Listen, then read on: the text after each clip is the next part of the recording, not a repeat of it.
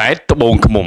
ថាម៉េចគម្រោងមូលនិធិឃុំសង្កាត់ផ្លូវបេតុង820ម៉ែត្រចំណាយថវិកាជិតអស់ជាង549លានរៀលចំមិនចេះករណីនេះរងការរិះគន់ពីប្រធានគឺមានការខុបគិតគ្នាជាប្រព័ន្ធចាប់ពីថ្នាក់លើដល់ថ្នាក់ក្រោមតើពិតដូចជាការលើកឡើងរបស់ពលរដ្ឋដែរឬក៏យ៉ាងណាហើយបងប្អូនយើងទៀតហើយណាគេថាមិនរៀងចាល់មែនឥឡូវនេះក្រុមការងារទទួលបានពីបងប្អូនប្រជាពលរដ្ឋផ្ដល់ព័ត៌មានថាមានការចែកទឹកតែគ្នាច្រាស់ទៀតហើយ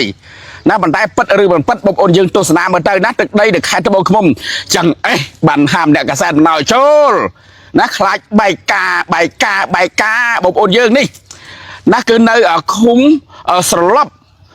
ឃុំស្រឡប់ស្រុក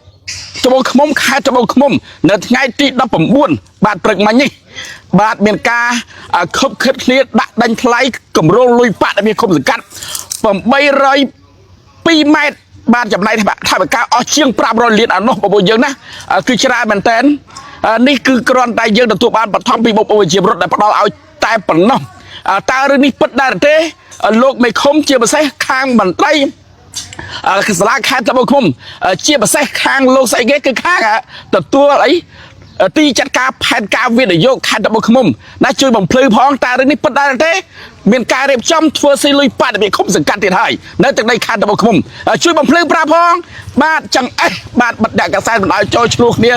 បែកផ្សែងនៅទឹកដីខេត្តត្បូងឃ្មុំណាគេខ្លាចបែកការចឹងឥឡូវយើងឃើញថានេះគម្រោងនេះជាង500លានឯណោះបងប្អូនយើងចាប់បាត់ទៅហើយបាទចាប់បាត់ទៅហើយណាបើសិនជារឿងនេះពិតមែននេះគឺចាប់ឲ្យមានការអភិវឌ្ឍស្អីបើធ្លាក់ទៅចែកគ្នាចែកអស់អញ្ចឹងហើយលោកកាប់អីក៏កាប់យ៉ាងនេះកាប់អីក៏កាប់យ៉ាងនេះ